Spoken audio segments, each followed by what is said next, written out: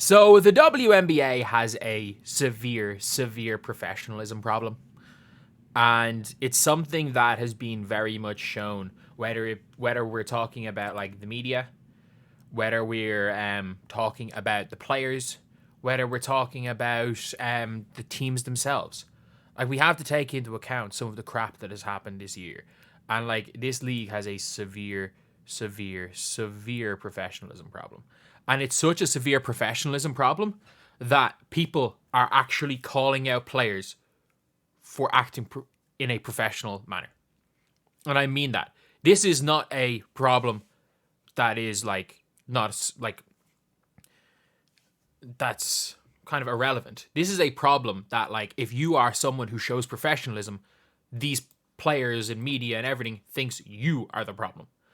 And yeah, so we're going to talk about it first from the position of the teams. The Chicago Sky, Angel Reese announcing that Teresa Weatherspoon had been fired was just crazy, but the Chicago Sky should have obviously tweeted that out first. It's not an Angel, it's on the Sky. Like, when she's fired, let public know, and so you can at least, and it's not the players. Like, that's probably on the Sky for not saying that first. We've then got now Shams leaked all the awards. The WNBA has not announced Defensive Player of the Year. Have they? Or the Rookie of the Year, I don't think. But Shams did. They let Shams leak them.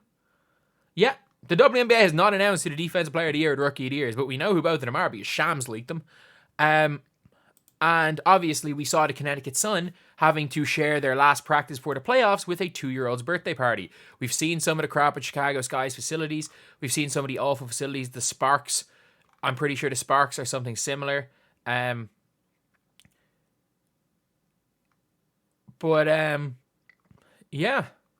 And then we have got, obviously, when it comes to the media, that I do think, again, not the greatest question of the DeJournette one, but someone's going to ask the question. It was inevitable someone was going to ask the question. But I will say it was quite reckless. It was quite reckless to accuse DeJournette Carrington of laughing at that. And I do I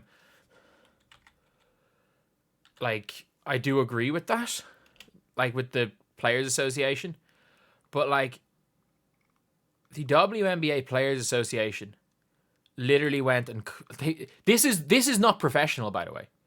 Like, I need to just see this.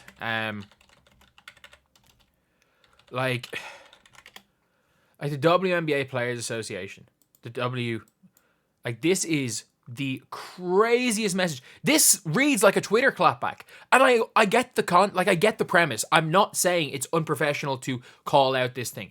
But I mean, where was the issue when Caitlin Clark's being asked about her Taylor Swift post?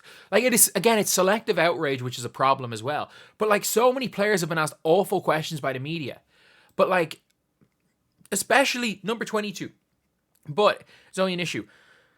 Like, they literally said, because we call BS to unprofessional members of the media like Christine Brennan, you're not fooling anyone. That so-called interview in the name of journalism, blatant attempt to bait a professional athlete into participating in a narrative that is false, designed to feel racist, homophobic, and misogynist vitriol. What are you talking about? It was about that. What the hell? That. Like, whatever, if you want to say one of the first word, maybe. Yeah, not me, maybe. Yeah, cool. But like, what the hell does the eye poke have to do with misogyny? You're just saying words. You cannot you cannot hide behind your tenure. Like, I'm sorry. That was not the worst question that's been asked. And the worst part is that they don't even address the actual problem. Instead of demonstrating the cornerstones of journalism ethics like integrity, objectivity, and fundamental commitment to the truth, I agree, you've chosen to be indecent and downright insincere. You've abused your privilege and do not deserve the credentials issued to you. Like, what that, like, just basically, like, what is going on? We call on USA Today Network to review its principles, ethical conduct in newsrooms. And do you know what USA Network responded with? Like, because again, Christine Brennan is doing her job. And I mean that. Christine Brennan is doing her job. The unfortunate thing is that your job, at times, is to try and get the scoop. And it's a problem with media. It's not even a Christine Brennan problem. And by the way, I don't like Christine Brennan. I think she's asked a lot of dumb questions to a lot of players. But yeah, this is how they responded. This is how they responded. Journalists ask questions to seek truth. At USA Today, our mission is to report in an unbiased manner. We reject the notion that the interview perpetrated any narrative other than to get the player's perspective directly. Christine Brown is well regarded as an advocate for women athletes. Most importantly, she's a journalist. They did not care. They did not care. And by the way, I actually don't have an issue with the WNPA or WNBPA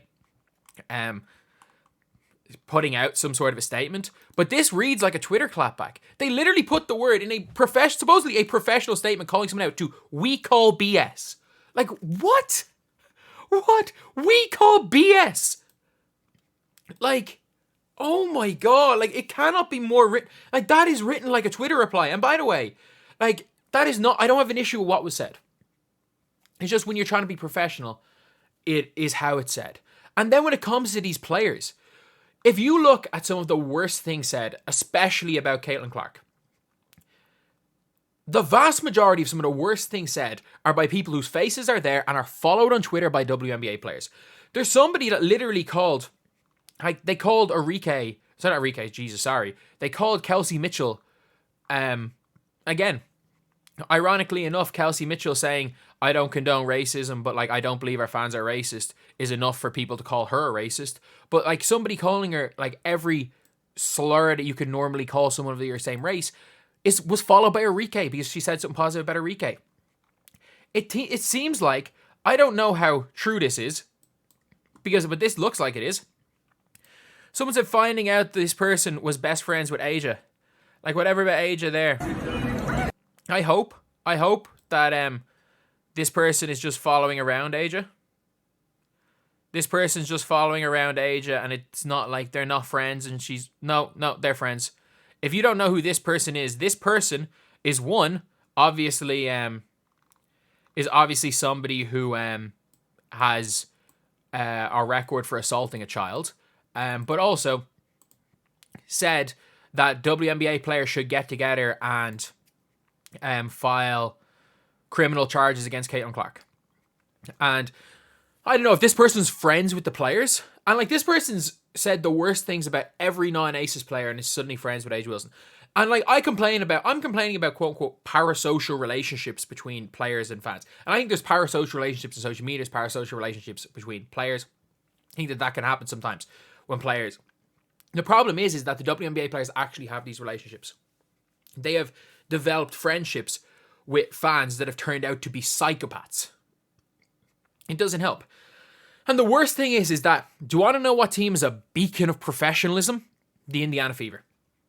And Erica Wheeler, Kelsey Mitchell, all of these players. And I will give credit to Melissa Smith because she's the one that found it the toughest to deal with.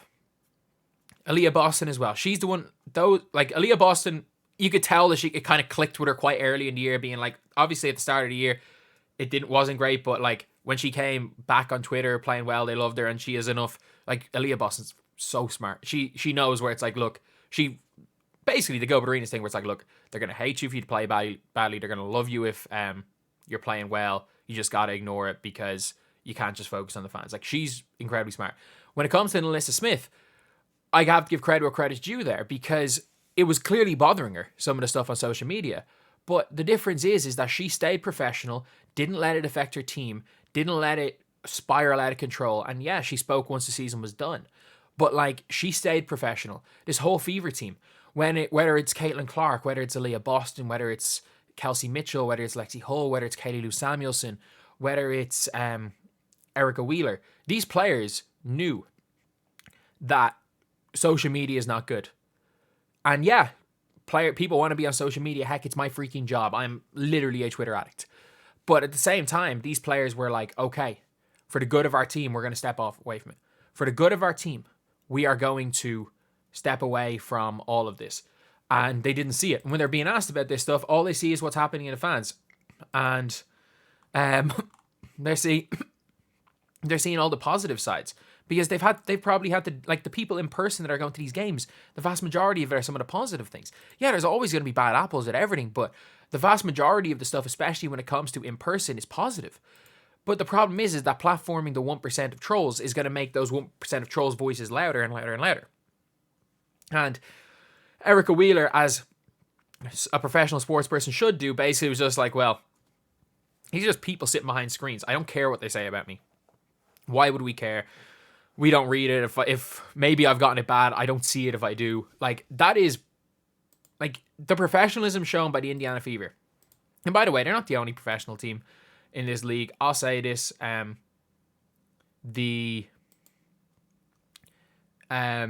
her name? What's her name? The Lynx. I'll say it. Look, I like the Liberty. I think they've kind of, in general, unless they've been asked, they don't go out of their way to go at the trolls.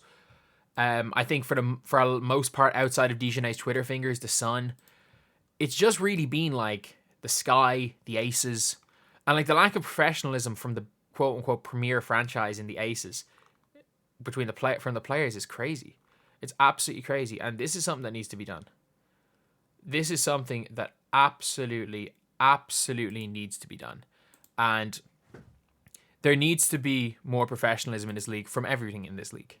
Like, why is it that, like, I'm not considering myself in this, but why is it that there is more professionalism shown by just some random accounts on Twitter or some random YouTubers than there is in all of, like, quote unquote ESPN and NBC and all of these things that WNBA are pushing themselves out? Why is there more professionalism and things like that? And look, I am not some beacon of professionalism. Like, I will never be. Like, that's the reality of this is that I just talk into a camera. You guys can either like me or hate me. I don't care. You guys can like my opinions. You guys can't. You guys can like some things I say, dislike other things. The reality of this is that I am just giving my opinions on a game of basketball. But the professionalism is so bad. And it's cool. It's cool to have it's fine having a lack of professionalism when you don't hold yourself to a standard. But this league is trying to say that it's this up-and-coming, brilliant professional basketball league, when the reality, the only thing that at times looks professional is the basketball. Everything else seems shambolic. And there is a difference, because if you want to say, oh, me, I'm not professional, I don't claim to be. I don't hold myself to a specific standard. I just talk into a microphone. And that's why, like, I don't think anything I say should be taken too seriously, because there are always experts in every single topic I talk about, and I'm not one of them. But people obviously just like to listen to me talk, which is, thank you guys. You've allowed me to do this for a living for best part of a decade. But anyway, yeah, that is the video. Thank you guys for watching. Please like, comment, and subscribe.